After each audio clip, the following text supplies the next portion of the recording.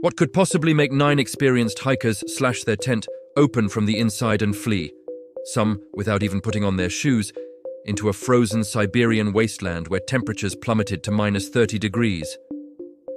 For over 60 years, the Dyatlov Pass incident has remained one of history's most chilling and utterly unsolvable mysteries. This story isn't just a campfire tale, it's a documented case filled with baffling clues, strange injuries, and a conclusion from Soviet investigators that only deepens the enigma. Tonight, we're going to peel back the layers of snow and secrecy to examine the evidence and explore the theories, from the scientific to the downright strange, to try and understand what happened on that fatal night. Our story begins in January of 1959. Imagine the excitement and optimism. A group of 10 young, experienced hikers, mostly students from the Ural Polytechnical Institute, are all smiles and full of hope. They're about to embark on an ambitious Category 3 winter expedition, the highest difficulty rating in the Soviet Union at the time.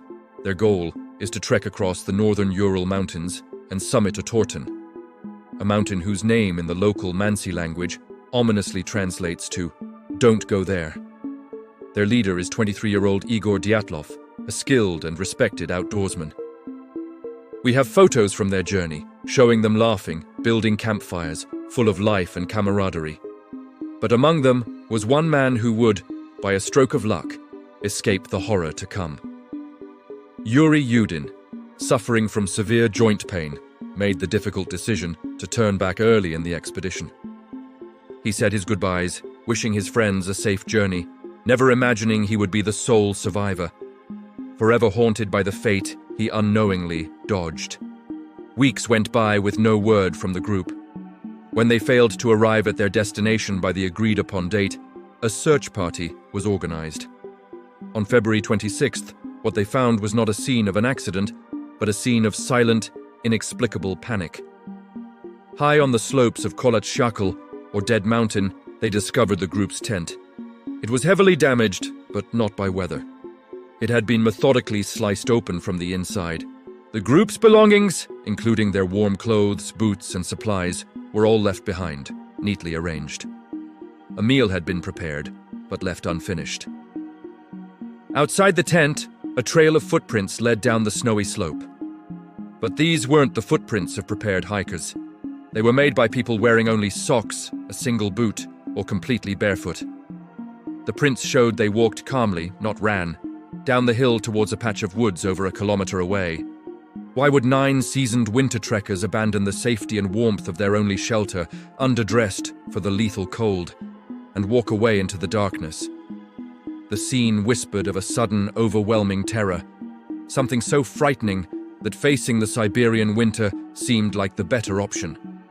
The discoveries that followed would only escalate the mystery into the realm of the truly bizarre.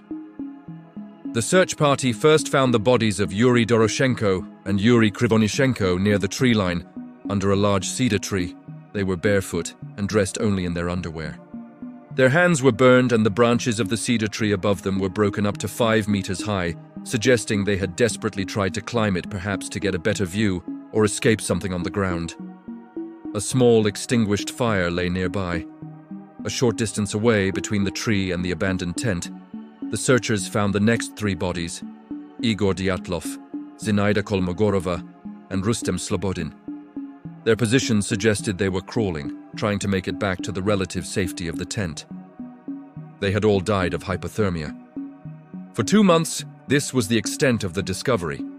It was a tragedy, yes, but perhaps explainable as a series of poor decisions made in a panicked, freezing state.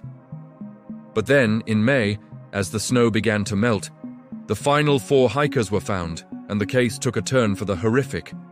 They were discovered in a den they had dug in the snow, deep within a ravine, 75 meters from the cedar tree.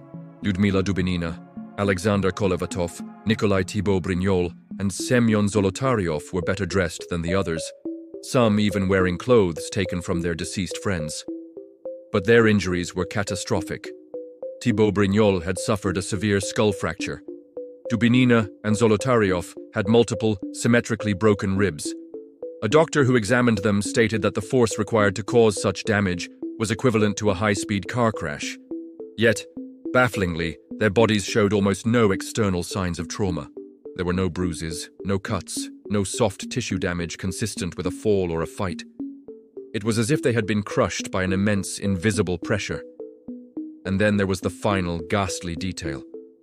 Lyudmila Dubinina was missing her tongue, her eyes, and part of her lip and facial tissue.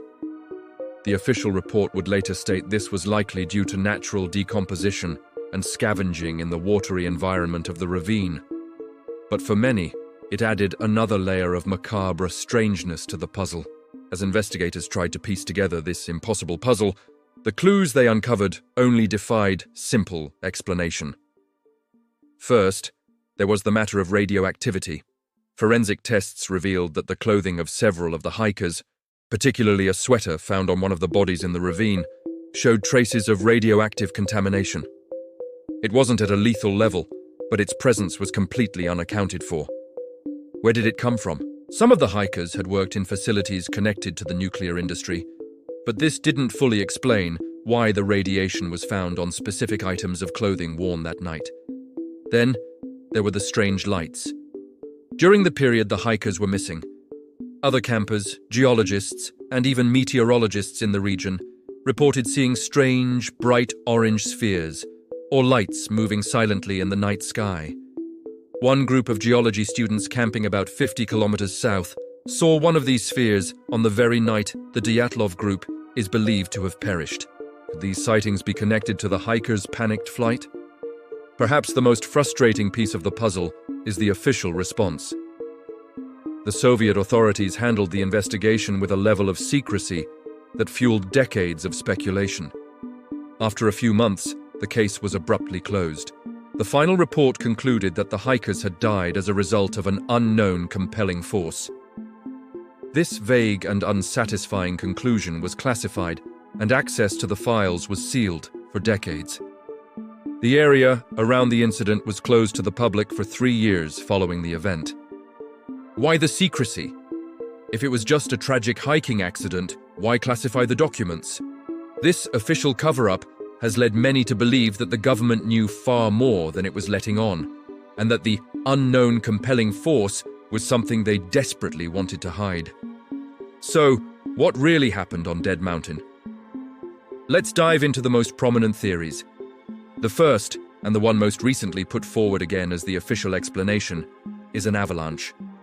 Specifically, a rare type of slab avalanche. The theory goes that the hikers cut into the snow slope to pitch their tent, destabilizing it. Later that night, a slab of snow broke loose and slid down onto the tent. This wouldn't have been a massive, roaring avalanche, but enough to partially bury the tent and cause panic. The internal injuries, the theory suggests, could have been caused by the immense pressure of the snow slab. Fearing a second, larger avalanche, they cut their way out and fled downhill to the relative safety of the trees.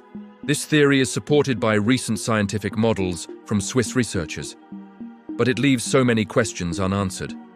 Why did they walk, not run? Why run downhill, directly into the potential path of a larger avalanche, instead of perpendicular to it, as training would dictate? And can a slab avalanche really cause such specific, severe internal injuries with no external bruising? It also doesn't explain the missing tongue or the radioactive traces. This leads us to our second major theory, a secret military test gone wrong. The Ural Mountains were a hotbed of Soviet military and industrial activity during the Cold War. Is it possible the hikers stumbled upon a secret testing ground? This theory branches into several possibilities. One is the testing of a sonic weapon, which could produce concussive forces capable of causing the severe internal injuries without leaving external marks. Such a weapon could also induce intense, irrational panic, causing the hikers to flee their tent. Another possibility is a parachute mine test, which explodes in the air before hitting the ground, creating a similar concussive blast. This theory could explain the strange orange lights in the sky, the government's secrecy and immediate cover-up, and even the traces of radiation if the weapon had a nuclear component. Some point to Semyon Zolotaryov, the oldest member of the group, who had a mysterious background and tattoos that were unusual for the time, suggesting possible military ties. Was he there for a reason? This theory paints a sinister picture of the hikers being in the wrong place at the very wrong time, becoming tragic collateral damage in the Cold War. Finally, we must venture into the realm of the paranormal and the unexplained. For some, the bizarre nature of the evidence points to something beyond our current understanding. The strange orange spheres in the sky have led many to a classic UFO theory. Could the hikers have had a close encounter of the terrifying kind? An encounter so frightening it drove them from their tent and resulted in their strange deaths. While there's no direct evidence, the idea persists, fueled by the unusual injuries and the official secrecy. Another popular theory draws from local folklore. The Mansi people, indigenous to the region, have legends about the Menk, a Russian version of the Yeti or Bigfoot. These tales often depict the Menk as large, powerful, and violent creatures. Could the hikers have stumbled upon one of these cryptids? It might explain the immense force of the injuries and the sheer terror that caused them to flee. The Mansi also consider Kholat Syakhl, or Dead Mountain, a spiritually dangerous place, a site of ancient legends involving the deaths of 9 Mansi hunters. The fact that there were 9 hikers in the Dyatlov group is a coincidence that many find deeply unsettling. So, after examining the scene, the bizarre injuries, the strange clues, and the competing theories, we are left standing where we started, in a landscape of profound mystery. No single theory, not the avalanche, not a military weapon, not even a paranormal encounter, perfectly fits all the facts. Each one explains some parts of the puzzle while leaving other parts in darkness. The avalanche theory struggles with the nature of the injuries and the hikers' behavior. The military theory relies on speculation about weapons that may or may not have existed. And the paranormal theories, while tantalizing, lack any concrete proof. The unknown compelling force, cited by the Soviet investigators, remains just that: unknown. The story of the Dyatlov Pass incident endures not just because it's a tragedy, but because it's a perfect mystery. It's a chilling reminder that there are some places in the world and some events in history that may forever lie beyond the reach of our understanding. The silent, snow-covered slopes of Dead Mountain continue to keep their secret. What do you think really happened that night? Let me know your theories in the comments below. Thanks for watching, and don't forget to like and subscribe for more dives into the world's greatest mysteries.